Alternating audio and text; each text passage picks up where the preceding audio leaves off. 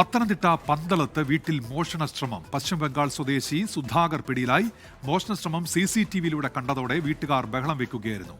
ഷിജോ കുര്യൻ പത്തനംതിട്ടയിൽ നിന്ന്. ഷിജോ, വിവരങ്ങൾ.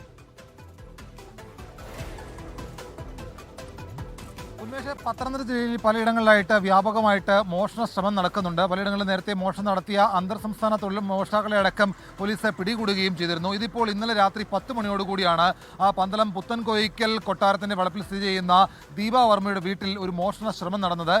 പശ്ചിമബംഗാൾ സ്വദേശിയായിട്ടുള്ള 46 വയസ്സുകാരൻ സുധാകരനെ പന്തളം പോലീസ് പിടികൂടുകയും ചെയ്തിട്ടുണ്ട്. ഇയാൾ മദ്യലഹരിയിലാണ് ഈ മോഷണം നടത്താൻ വേണ്ടിയിട്ട് ഈ പറയുന്ന ദീപ വർമ്മയുടെ വീട്ടിലേക്ക് വന്നത് എന്നുള്ള കാര്യമാണ് പോലീസ് പറയുന്നത്.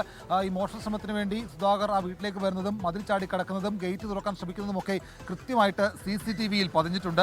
ഈ പറയുന്ന മോഷ്ടാവിന്റെ ശബ്ദം കേട്ട് വീട്ടുടമയായിട്ടുള്ള ദീപ വർമ്മ ശബ്ദമുണ്ടാക്കുകയും ഉടൻ തന്നെ ബന്ധു ദിലീപ് ഈ സ്ഥലത്തേക്ക് ഓടി വന്ന് മോഷ്ടാവിനെ പിടികൂടുകയുമായിരുന്നു. ഉടൻ തന്നെ പന്തളം പോലീസ് വിവരം അറിയിച്ചു. പന്തളം പോലീസ് സ്ഥലത്തെത്തി മോഷ്ടാവിനെ പിടികൂടുകയും ചെയ്തിട്ടുണ്ട്. അതോടൊപ്പം തന്നെ മറ്റൊരു കാര്യമെന്ന് പറയുന്നത്, കഴിഞ്ഞ ദിവസം അടൂർ മാങ്കൂട്ടത്തിൽ ഒരു പ്രവാസിയുടെ വീട്ടിൽ ഒരു മോഷണ ശ്രമം നടന്നിരുന്നു. പ്രവാസിയായിട്ടുള്ള ജോസിന്റെ വീട്ടിലാണ് മോഷണ ശ്രമം നടന്നത്. ഈ ഒന്നും കിട്ടാത്തതിനാൽ വീടിന് മുമ്പിലുണ്ടായിരുന്ന ഒരു ഥാർ കാറ് മോഷ്ടാവ് അടിച്ചു തകർത്തിരുന്നു. അങ്ങനെ ജില്ലയിൽ ഉടനെ വ്യാപകമായിട്ട് മോഷണ ശ്രമങ്ങൾ നടക്കുന്നുണ്ട്. ഈ മോഷ്ടാക്കളെ പിടികൂടാൻ വേണ്ടിയുള്ള ശ്രമം പോലീസ് തുടങ്ങുകയും ചെയ്തിട്ടുണ്ട്. ഉന്മേഷ്,